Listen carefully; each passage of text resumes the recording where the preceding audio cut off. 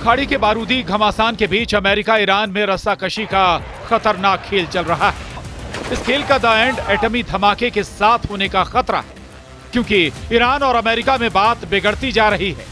एटमी deal पर suspense बढ़ता जा रहा है। ट्रंप पहले ही साफ कर चुके हैं कि ईरान या तो अमेरिका से परमाणु समझौता करेगा या फिर बर्बाद होगा।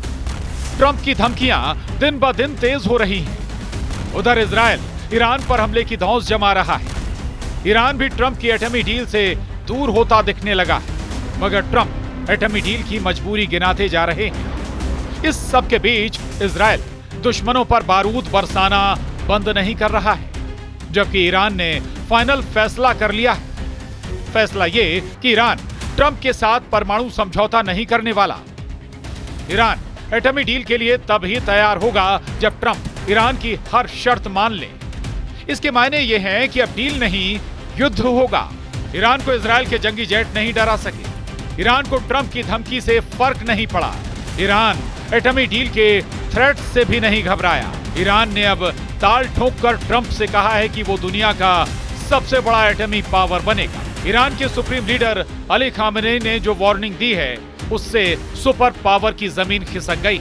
कल तक जिस ईरान को ट्रंप बात बात पर बर्बाद कर डालने की धौंस जमा रहे थे, जिस ईरान के न्यूक्लियर सेंटर को नेतन्याहू जंगी जेट से बम बरसाकर उड़ाने का मिशन ऑन करने वाले थे, उसी ईरान ने अब 100 से ज्यादा एटमी सेंटर बनाने का रुख अख्तियार कर लिया है। मतलब ये कि ईरान एटमी पावर नेशन की लीग का लीडर बनने की हुंकार भर रहा है। साथ ही ईरान ने ट्रंप की एटमी डील के ऑफर को भी रद्दी की टोकरी में डालने का सिग्नल दे दिए। ईरान के सुप्रीम लीडर अली खामेनेई ने ट्रंप की एटमी डील को ईरान के लिए सबसे हानिकारक डील तक कह दिया है। ईरान में वही होगा जो सुप्रीम लीडर अली खामेनेई तय करते हैं। सुप्रीम लीडर की कही हर बात पत्थर की लकीर होती है। अली खामेनेई अमेरिका को धोखेबाज कहते हैं, अमेरिका को सबसे बड़ा दुश्मन मानते हैं। सुप्रीम लीडर ने इसके बाद भी ट्रंप की एटमी डील के लिए हरी झंडी दे दी, मगर सारे एहतियात बरतते हुए उन्होंने ट्रंप से अलर्ट रहने की हिदायत भी दी थी। हालांकि डील पर ट्रंप के बदलते रुख ने ईरान को परमाणु समझौते से दूर कर दिया है। सुप्रीम लीडर खामेनेई का दिमाग ट्रंप की जिस बात ने गर्म कर दिया, उसे भी जान लीजिए।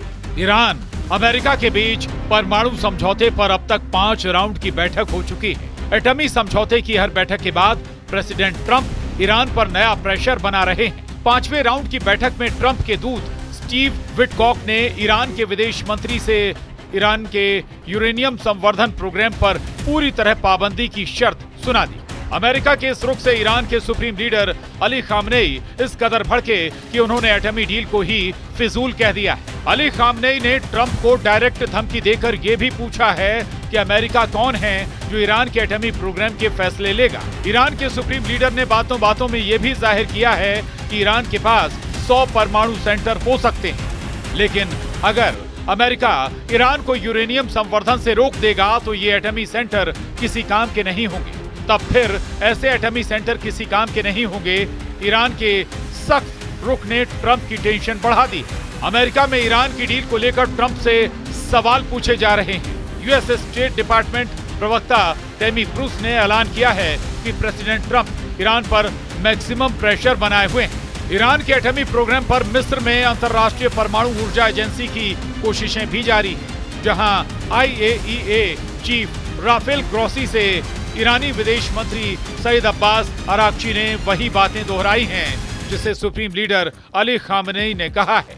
ईरान अपने एटमी प्रोग्राम को ऊर्जा जरूरतों के लिए जारी रखने की बात पर डटा हुआ है। ईरान अमेरिका के परमाणु समझौते के पेच यूरेनियम संवर्धन की शर्त पर फंस गए। ये सुलझेगा या नहीं? 2018 में अमेरिका ने परमाणु समझौते के joint comprehensive plan of action के तहत कुछ नियम तय किए थे, जिसमें ईरान को केवल 300 किलोग्राम यूरेनियम रखने की अनुमति दी गई। इसके साथ ही ईरान को यूरेनियम को 3.67% तक संवर्धित करने की छूट भी मिली। हालांकि मार्च 2025 में IAEA की जांच में पता चला कि ईरान के पास करीब 275 किलोग्राम यूरेनियम था, जिसे 60% तक शुद्ध किया गया है। यानी ईरान यूरेनियम को और शुद्ध कर ले तो करीब आधा दर्जन परमाणु हथियार बना लेगा। अमेरिका मानता है कि ईरान यूरेनियम से एक हफ्ते में ही एक एटम बम बना सकता है, लेकिन ऐसा ना ट्रंप होने देंगे ना ही नेतन्याहू, भले ही ईरान से युद्ध क्यों ही ना करना पड़े।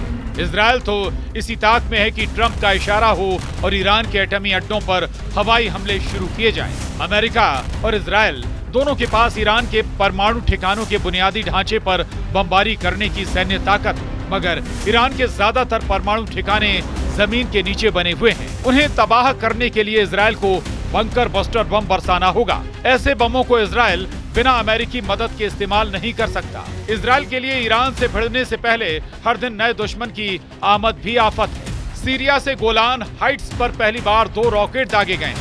कमांडर जुलानी के राष्ट्रपति बनने के बाद ये पहली बार है कि इजराइल पर हमला हुआ है। हमले के लिए इजराइल के रक्षा मंत्री इजराइल कोट्स ने कमांडर जुलानी उर्फ अल शरा को जिम्मेदार ठहराया है। इजराइल ने धमकी दी है कि हमले का मुंहतोड़ जवाब जल्द दिया जाएगा। अब तक इजराइल ने जब चाहा सीरिया में घुसकर दुश्मनों के ठिकाने तबाह किए हैं, लेकिन सीरिया से हुए पलटवार से साफ हो चुका है कि नेतन्याहू को एक नए फ्रंट पर जबरदस्त टक्कर मिलने वाली है। सीरिया में पर्दे के पीछे तुर्की की ताकत, जिससे भिड़ना इजराइल के लिए घातक साबित हो सकता है। तुर्की के राष्ट्रपति एर्दोआन इजराइल को सबसे बड़ा दुश्मन मानते हैं। तुर्की की सेना और हथियार भी इजराइल के टक्कर के हैं। यानी ईरान अमेरिका के घमासान का नतीजा जितना खौफनाक होगा, उतना ही डरावना युद्ध इजराइल तुर्की के बीच भी छिड़ सकता है। Bureau report, news 18।